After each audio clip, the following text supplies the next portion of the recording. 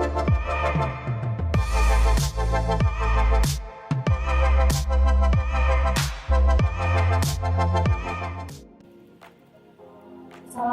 warahmatullahi wabarakatuh.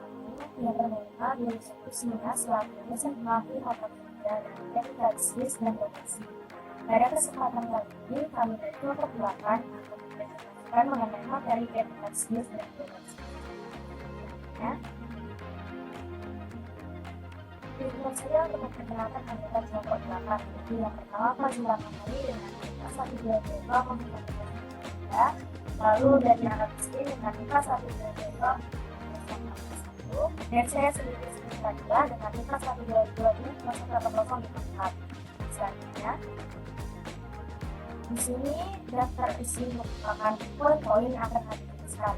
Jadi yang pertama ada kerangka kerja bersama lokal, lalu yang kedua ada teori kontrak semesta integratif atau ISI, yang ketiga adalah 10 hak internasional yang mendasar, yang keempat pilihan etis di situasi host country versus host country, yang kelima yaitu 7 pedoman moral untuk perusahaan multinasional, yang keenam globalisasi bisnis dan prinsip etika pasar bebas, dan yang ketujuh adalah peran pemerintah dalam pasar bebas. Selanjutnya yaitu pengertian etika bisnis dan globalisasi. Menurut Ki Hajar Dewantara, etika adalah ilmu yang mempelajari kebaikan dan keburukan dalam kehidupan manusia, terutama terkait pikiran, perasaan, dan tindakan. Lalu bisnis sendiri adalah organisasi yang menjual barang atau jasa untuk memperoleh keuntungan. Globalisasi telah memperluas perdagangan internasional, menyediakan ekspor impor multinasional umum, serta memperkuat keterkaitan ekonomi dan perdagangan global. Selanjutnya yaitu kerangka kerja filsafat moral, yaitu ada 3. Yang pertama ada ontologi, yaitu teori etika yang menentukan benar dan salah berdasarkan aturan yang harus diikuti. Yang kedua yaitu utilitarianisme, yaitu teori etika yang menentukan benar dan salah dengan berfokus pada hasil, karena pendekatan ini memperhatikan biaya dan keuntungan. Yang ketiga yaitu etika kebajikan, yaitu upaya untuk memahami dan menjalani kehidupan yang berkarakter moral. Selanjutnya yaitu mengenai teori kontrak sosial integratif atau PSSI. PSSI adalah teori yang dikembangkan oleh Bendy dan Carlson pada tahun 1959 untuk membantu pebisnis menghadapi masalah etika. Teori ini menggabungkan prinsip moral global atau hipernorma dengan norma lokal, memberikan panduan praktis bagi pebisnis untuk mengambil keputusan bisnis yang sesuai dengan konteks global dan lokal.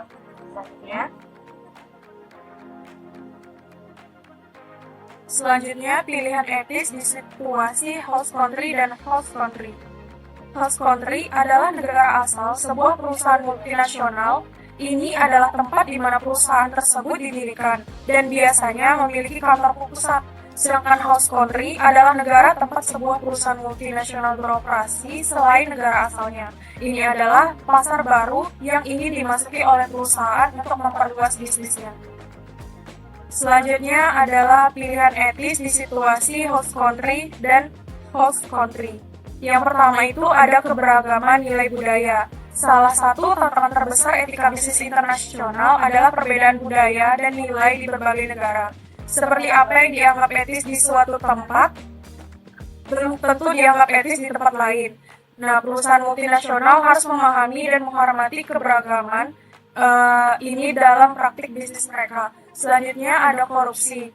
Beberapa negara memiliki budaya bisnis yang melibatkan suap sebagai cara untuk mempercepat proses perizinan atau operasional. Perusahaan dari negara dengan standar anti korupsi ketat harus memilih apakah akan menolak suap dan menghadapi resiko operasional atau berkompromi dengan standar lokal. Selanjutnya ada hak asasi manusia. Perlindungan hak asasi manusia merupakan bagian penting dari etika bisnis internasional. Perusahaan harus memastikan bahwa mereka tidak terlibat dalam pelanggaran hak asasi manusia, termasuk dalam rantai pasokan. Selanjutnya adalah 10 hak internasional mendasar. Yang pertama, hak asasi manusia. Setiap individu ini berhak atas perlindungan hak asasi manusia, termasuk hak untuk hidup, kebebasan, dan keamanan. Yang kedua, hak pekerjaan yang layak. Setiap orang berhak atas pekerjaan yang adil dan layak, termasuk kondisi kerja yang aman dan upah yang adil. Yang ketiga, hak atas pendidikan. Setiap individu berhak mendapatkan pendidikan yang berkualitas tanpa diskriminasi. Yang keempat, hak atas kesehatan. Setiap orang berhak mendapatkan akses pelayanan kesehatan yang memadai.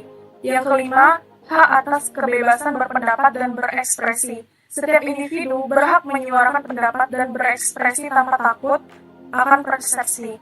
Yang keenam, ada hak atas kebebasan beragama. Setiap orang berhak memilih dan menjalankan agama atau kepercayaan tanpa diskriminasi. Yang ketujuh, hak atas perlindungan hukum.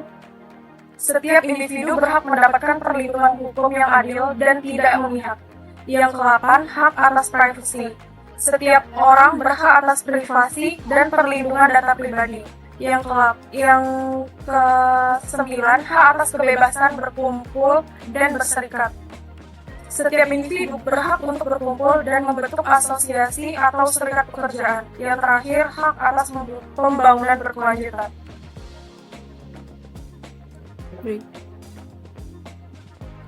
Berikut ini adalah 7 pedoman moral untuk perusahaan multinasional. Yang pertama itu ada kepatuhan terhadap hukum, mematuhi semua hukum dan peraturan yang berlaku di negara tempat mereka beroperasi.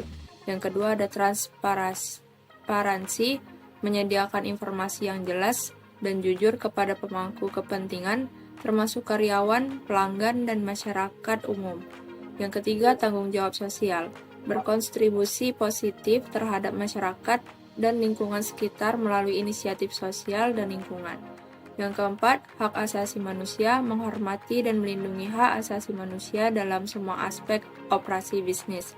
Yang kelima, etika bisnis, menjaga standar etika yang tinggi dalam semua transaksi dan interaksi bisnis. Yang keenam, kesejahteraan karyawan, menjamin kondisi kerja yang adil dan aman bagi semua karyawan. Dan yang ketujuh, keberlanjutan, mengadopsi praktik bisnis yang berkelanjutan untuk meminimalkan dampak negatif terhadap lingkungan. Next. Berikut ini globalisasi bisnis dan prinsip etika pasar bebas.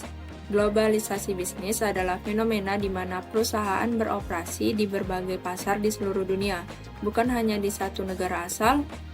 Globalisasi telah mendorong proses kegiatan ekonomi dan perdagangan di seluruh dunia menjadi satu kesatuan pasar tanpa rintangan batas teritorial. Next. Prinsip etika pasar bisnis. Yang pertama, kompetisi dalam pasar bebas harus berprinsip pada keadilan seperti kompetisi dalam olahraga.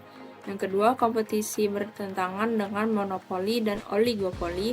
Dan yang ketiga, kompetisi dalam bisnis menuntut adanya kerjasama dengan pihak lain. Peran pemerintah dalam pasar bebas. Yang pertama, mengawasi kegiatan ekonomi dan memastikan bahwa tidak ada pelanggaran hukum atau praktik yang merugikan konsumen atau pesaing. Yang kedua, menjaga kepentingan konsumen dengan menegakkan hukum perlindungan konsumen.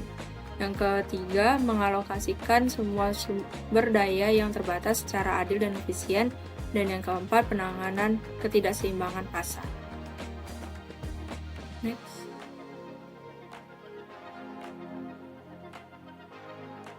Lalu sekian presentasi dari kami, semoga apa yang kami sampaikan dapat bermanfaat untuk semua. Bila ada kesalahan dari presentasi kami, mohon dimaafkan. Wassalamualaikum warahmatullahi wabarakatuh.